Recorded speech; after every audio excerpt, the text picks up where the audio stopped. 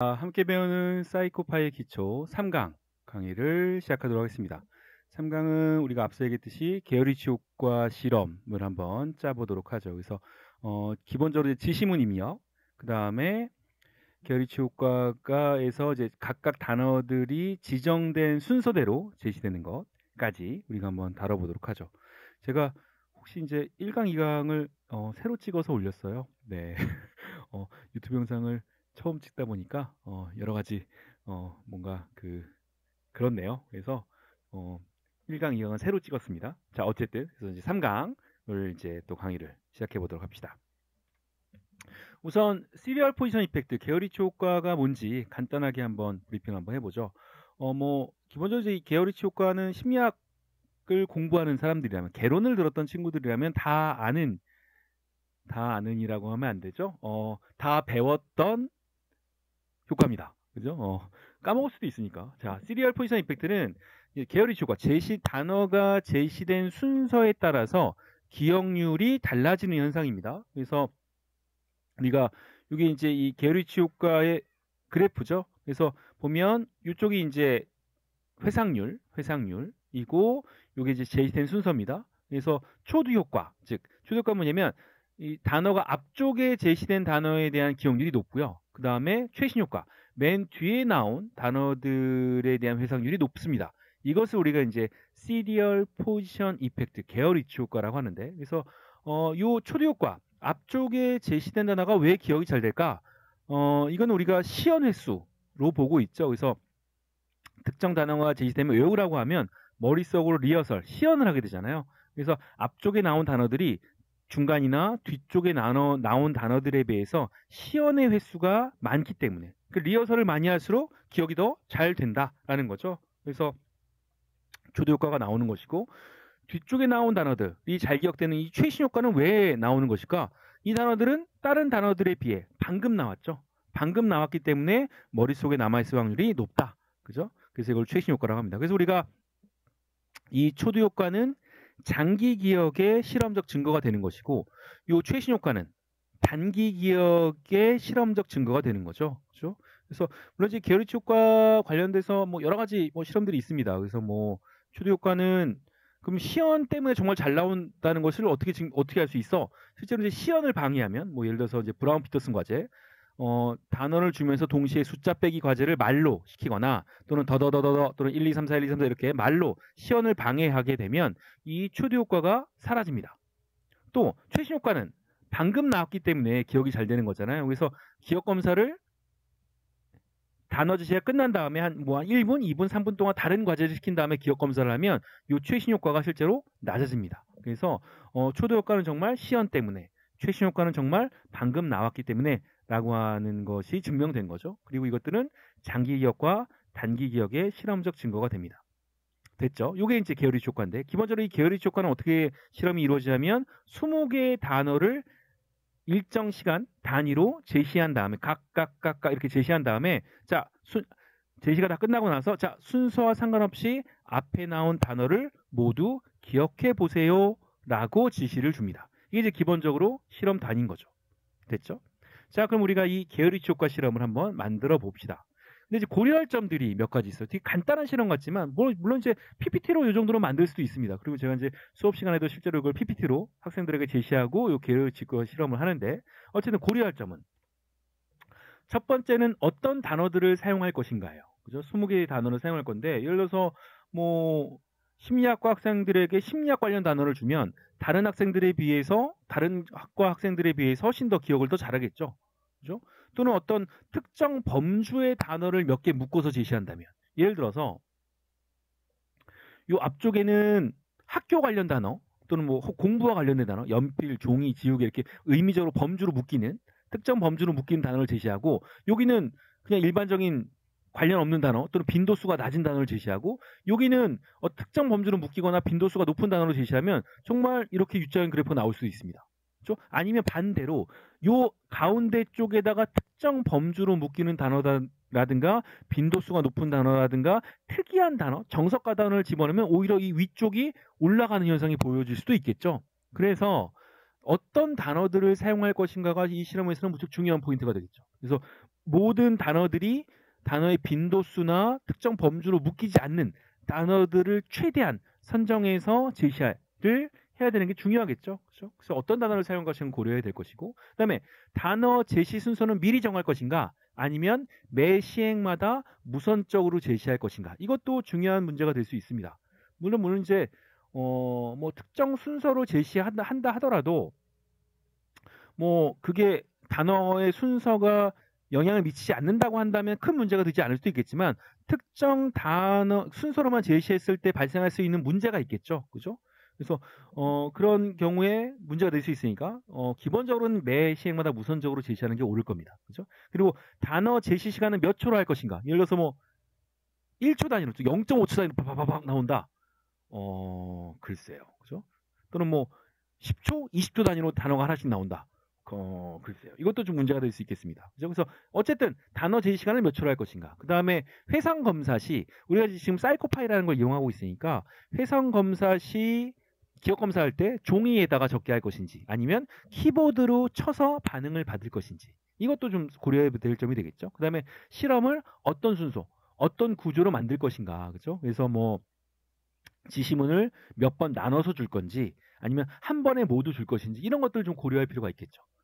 구체적으로 실험을 짜기 위해선. 그래서 우리가 여기서는 우선은 어떤 단어, 우선은 뭐 단어는 우선은 뭐 그냥 일반, 이건 이제 그냥 임시로 만드는 거니까 우선은 단어 3개만 가지고 한번 해봅시다. 우선 단어 3개 가지고 그냥 일반적인 단어 가지고, 원래는 20개 단어를 만들어야 되는데 우선 여기서는 단어 3개만 가지고 만들어 보고, 순서는 랜덤이 아니라 우선 순서는 미리 정해놓은 순서로, 그죠? 특정 순서로 단어가 나오게 할 거고, 제시 시간은 1초. 제가 1초로 왜냐면 빨리 실행하고 볼 수 있게 우선 제시 시간은 1초로 지정을 해봅시다.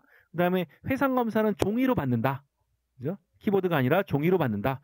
라고 한번 설정해 보고 실험을 한번 실시해 봅시다. 그러면 이제 실험 구조는 우선 실험 시작 지시문이 나오고, 그다음에 스페이스바를 누르면 단어가 나옵니다. 사과, 감자, 의자 순서로 나오고, 이제 이제 실험이 끝나면 이 회상 검사 지시문이 뜨고 실험이 끝나는 걸로. 그죠? 그래서 이런 식으로, 그래서 우리가 실험은 구조를 짜서 실험을 한번 짜보죠. 자, 됐죠? 자, 그러면 우리가 이제 뉴 파일로 해서 우선 단어를 입력해야겠죠. 단어. 그래서 우리가 텍스트 T 클릭해서 T를 클릭해서 우선은 여기다가 우리가 네임을 설정해 봅시다. 왜냐면 단어가 3개가 들어가기 때문에 이건 우리가 텍스트 언더바 1, 그죠? 라고 저는 이름을 정했습니다. 그 다음에 여기 자극 제시, 이거 잘 보세요. 이게 좀 달라집니다. 아까랑. 우선은 이거는 이 텍스트 자극이 바로 제시되는 걸로. 이 세션이 오면 텍스트가 바로 제시되고, 우리가 아까 몇 초로 제시하기로 했죠? 듀레이션은 1초 제시하기로 했죠? 1초 하고 나서 사과 이렇게 적어줘야겠죠? 사과. 됐죠? 그 다음에 OK를 클릭하기 전에 여기서 할 일이 있습니다. 뭐 우리가 글씨체를 바꿔줘야 될 거 아니에요? 그래서 여러분들이 제가 여기선 적지 않았지만 여기 포매팅 들어가서, 여기 한글이니까 포매팅 들어가서 그 글꼴에다가 나눔 고딕 또는 여러분들의 글씨체를 꼭 입력해야 됩니다. 안 그러면 스기 이렇게 나올 수 있어요. 그렇죠? 포매팅에서 글자체 조정해 줍니다. 됐죠? 그다음에 거기서 뭐 글씨 크기를 여러분들 조절해도 되고요. 그럼 여러분들이 이제 설정하면 됩니다. 또는 이제 나는 아니야, 한글 안 할 거야. 나는 영어지. 애플 써주면 글체 조절하지 않아도 됩니다. 글꼴. 됐죠? 그다음에 이제 오케이 누르고, 지금부터 우리가 단어를 3개 제시하기로 했죠. 그죠? 그다음에 텍스트 2, 또 이제 텍스트 T 클릭해서 역시 이제 여기다가 이제 텍스트 2 네임 설정하고, 자, 이번에 요 스타트가 좀 잘 생각해야 돼요. 우리가 아까 요 사과는 자극이 시작하자마자 바로 제시죠. 그리고 1초간 제시됩니다. 그 다음에 두 번째 제시할 감자는 이제는 뭐요? 앞에 사과가 1초가 제시된 다음에 그 다음에 나와야 되죠. 그래서 여기다가는 그 스타트가 1초예요. 앞에서 사과가 끝난 게 1초가 끝나니까 바로 이제 감자가 나와야 되니까 이제 감자를 제시합니다. 근데 만약 여기서 나는 좀 자극 간의 간격을 둘 거야 라고 하면 여기서 뭐 1.2초, 그러면 0.2초 간의 간격이 생길 수 있겠죠. 그죠? 또는 뭐 예를 들어서 나는 사과와 감자가 동시에 뜨게, 만약 여기다가 0.8초, 저는 해보지 않았는데 아마 0.8초라고 하면 사과하고 감자가 아마 겹쳐서 뜨지 않을까, 이건 한번 여러분들 한번 해보세요. 이건 여러분들 한번 해보세요. 어쨌든 나는 사과라는 게 1초 있다 끝난 다음 1초 끝나면 감자가 바로 나오게. 그죠? 그래서 앞자극 1초가 제시 끝나면 바로 자극 제시. 그 다음에 여기는 듀레이션은 1초간 또 제시. 그러니까 실제 실험은 2초가 흐르는 거죠. 그죠? 1초 제시 됐죠? 감자. 그다음에 오케이. 그죠? 포메이팅, 나눔, 고딕. 그죠? 오케이. 누르고 그다음에 여기다가 이번에 세 번째 의자. 이번에는 총 자극제 시간 1초 사과, 2초 감자, 그다음에 이번에는 이제 나올 게 2초 뒤에 나올 게 의자죠. 의자 듀레이션 1초. 그죠? 오케이. 됐죠? 그러면 요 루틴 창이 아마 이렇게 될 겁니다. 그래서 여기가 사과 1초간 제시되고 끝나면 감자가 1초간 제시되고 끝나면 의자가 1초간 제시되는 겁니다. 됐죠? 그래서 텍스트가 시간 순서대로 제시되는 것을 이렇게 비주얼적으로, 시각적으로, 직관적으로 보여줘요. 됐죠? 그리고 보면 여기 트라이얼이 이번 3초간 제시된다. 그러니까 1초, 2초, 3초간 제시되는 것이 여기 표시가 됩니다. 됐죠? 이렇게 하면 자극 제시는 끝난 거예요. 그래서 한번 실행을 한번 눌러보세요. 실행을 눌러보면 아마 아까는 그냥 단어 하나만 떴다면 이번에는 사과, 감자, 의자 이렇게 뜰 겁니다. 그리고 짠 끝날 거예요. 그게 완성이 됐다면 이제 이름 입력하고 이제 지금 폴더 제시하고 그죠? 그건 뭐 기본이니까 아까 그렇게 하고 실행하면 이제 사과, 감자, 의자가 각각 1초 간격으로 뜨게 됩니다. 이제 우리가 뭘 해야 되죠? 아까 우리가 지시문 넣기로 했죠. 지시문 입력을 한번 해봅시다. 우선 지시문의 입력. 그래서 우선은 요건 지금 우리가 이 트라이얼 같은 경우는 요 트라이얼은 이제 자극 제시에 대한 트라이얼이잖아요. 그래서 지시문을 따로 넣어줘야 되죠. 따로. 그래서 물론 이 루틴 안에서도 해줄 수 있겠지만 기본적으로 우리가 새로운 루틴을 넣어봅시다. 새로운 루틴. 그래서 여기 밑에 플로우에 여기 인서트 루틴이 있어요. 인서트 루틴을 클릭하면 여기 아마 빨간색으로 변할 겁니다. 빨간색으로 변할 거예요. 그래서 인서트 루틴을 우클릭한 다음에 거기 보면 트라이얼, 그러니까 뉴가 있고 트라이얼 있죠. 우리는 이제 뉴를 선택해 줘야 되면 뉴 이제 루틴을 넣어줘야 되는 거죠. 그래서 만일 여기다가 여러분들이 트라이얼을 그냥 뉴가 아닌 트라이얼을 또 선택하면 아마 이렇게 트라이얼이 2개 생길 거예요. 이것도 한번 해보세요. 트라이얼이 2개 생깁니다. 그리고 실행해보면 어떤 일이 발생하냐면 아까 우리가 사과, 감자, 의자가 제시됐죠. 그 다음에 또 사과, 감자, 의자가 또 한 번 제시됩니다.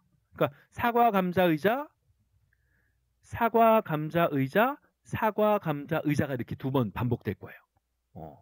물론 2번 반복할 때 이렇게 하지 않아도 되지만 어쨌든 그렇게 된다는 거죠. 2개 만들었으면 이제 우리는 2개는 필요 없으니까 또 해서 우클릭해서 지우면 됩니다. 지우고 이제 우리는 새로운 지시문 루틴을 넣어야죠. 그래서 여기다 뉴를 클릭해서 여기다가 뉴 루틴 팝업창이 뜰 거예요. 여기다가 이제 이름을 적어주면 됩니다.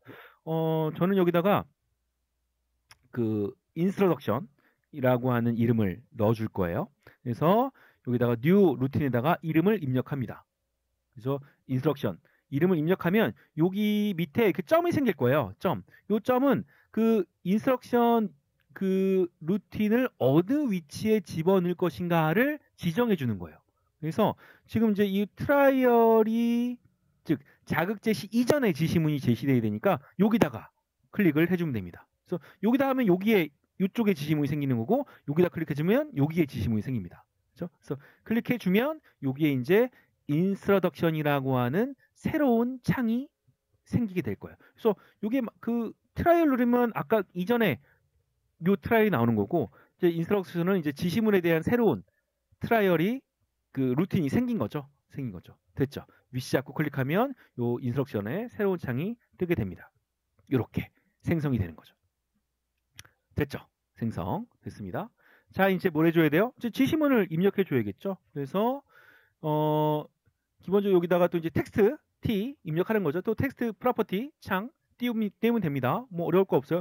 네임은 이제 이거는 인트로라고 이름을 줍시다. 인트로 시작 부분이니까 인트로 집어넣고 그 다음에 여기 스탑 듀레이션은 지금 우리가 하는 목적은 뭐예요? 스페이스 키를 누르면 넘어가게 하는 거니까 요 듀레이션은 시간을 삭제하고 그 다음에 이 텍스트에다가 글자를 입력해 주면 되겠죠. 저는 이렇게 썼습니다. 실험에 참가해 주셔서 감사합니다. 지금부터 단어들이 제시될 것입니다. 단어의 순서와 상관없이 최대한 많이 기억하도록 노력해 주십시오. 스페이스바를 누르면 실험이 시작됩니다. 됐죠? 이렇게 써주고 그다음 포매팅 여기다가 나눔 코딩 써주고 오케이. 됐죠? 그러면 텍스트 설정이 완료된 겁니다. 자, 근데 이제 우리가 아까 뭐였어요?